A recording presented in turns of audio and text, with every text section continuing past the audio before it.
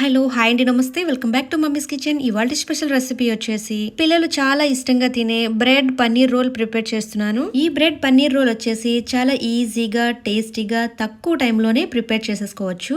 Morning breakfast గా అయినా evening snack గా అయినా చక్కగా చేసి పెట్టేయచ్చు. వీడియోని ఎక్కడా కూడా స్కిప్ చేయకుండా చూసి మీరు కూడా ఇంట్లో తప్పకుండా ట్రై చేయండి.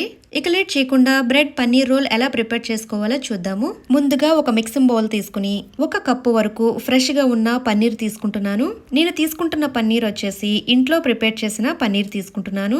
బయట పన్నీర్ యూజ్ చేసినట్టయితే తురుముకుని వేసుకోవాలి. సన్నగా తరిగిన ఉల్లిపాయ ముక్కలు 1/2 కప్పు వరకు వేసుకోవాలి. 3 పచ్చిమిరపకాయలు సన్నగా తరిగి వేసుకోవాలి. 1/2 కప్పు వరకు సన్నగా తరిగిన క్యాప్సికమ్ ముక్కలు వేసుకుందాము. సన్నగా తరిగిన టమాటా ముక్కలు 1/2 కప్పు వరకు వేసుకోవాలి. తరిగిన కొత్తిమీర కొద్దిగా వేసుకుందాము. 1/2 టీ స్పూన్ వరకు కారం వేసుకుందాము. పచ్చిమిరపకాయలు వేసుకున్నాం కాబట్టి కారం తక్కువ వేసుకోవాలి. 1/2 టీ స్పూన్ వరకు చాట్ మసాలా వేసుకోవాలి. మిరియాల పొడి 1/2 టీ స్పూన్ వేసుకోవాలి. రుచికి తగ్గట్టుగా సాల్ట్ వేసుకోవాలి. నేను ఇక్కడ 1/2 టీ స్పూన్ వరకు వేస్తున్నాను. చిల్లీ ఫ్లిక్స్ వచ్చేసి 1 టీ స్పూన్ వరకు వేసుకుందాము. కారం ఎక్కువ తినని వాళ్ళు పచ్చిమిరపకాయలు తగ్గించుకుని వేసుకోండి. మరి ఎక్కువ కాకుండా కొద్దిగా నిమ్మరసం పిండుకోవాలి. మరి ఎక్కువ పులుపు వేసేస్తే టేస్ట్ అంతా కూడా మారిపోతుంది.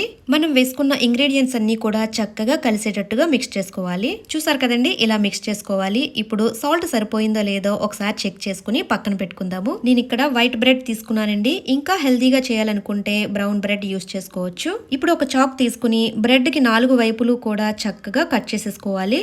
ఈ బ్రౌన్ పార్ట్ కట్ చేయకుండా రోల్ చేస్తే గనక రోల్ అవ్వదండి, కట్ చేసేసుకోవాలి. చూసారు కదండి, ఇలా చక్కగా కట్ చేసేసుకోవాలి. ఈ బ్రెడ్ ముక్కల్ని పాడేయకుండా చక్కగా బ్రెడ్ క్రమ్స్ ప్రిపేర్ చేసుకోవచ్చు. ఇప్పుడు బ్రెడ్ తీసుకుని కొద్దిగా వాటర్ ని చిలకరిస్తూ తడుపుకోవాలి. బ్రెడ్ ని ఇలా తడుపుకున్న తర్వాత చపాతీ కర్రతో లైట్ గా ప్రెస్ చేస్తూ ఒత్తుకోవాలి. చూసారు కదండి, వీడియోలో చూపిస్తున్న విధంగా తయారు చేసుకోవాలి. ఇలా చపాతీ కర్రతో ఒత్తడం వల్ల రోల్ అనేది చక్కగా వస్తుంది. ఇప్పుడు మనం ముందుగా ప్రిపేర్ చేసుకున్న పన్నీర్ మిశ్రమాన్ని ఇలా రోల్లా చేసుకుని బ్రెడ్ పైన ఉంచాలి. ఇలా ఉంచిన తర్వాత బ్రెడ్ అంచుల్ని వాటర్తో చక్కగా తడుపుకోవాలి. ఇలా తడుపుకున్న తర్వాత రోల్ చుట్టుకోవాలి. చూసారు కదండి, వీడియోలో చూపిస్తున్న విధంగా రోల్ అనేది ప్రిపేర్ చేసుకోవాలి. చాలా ఈజీగా ప్రిపేర్ చేసేసుకోవచ్చండి, పెద్దగా టైం ఏమీ పట్టదు. ఇలా ప్రిపేర్ చేసుకున్న రోల్ అన్ని కూడా ఒక ప్లేట్లోకి తీసుకుందాము.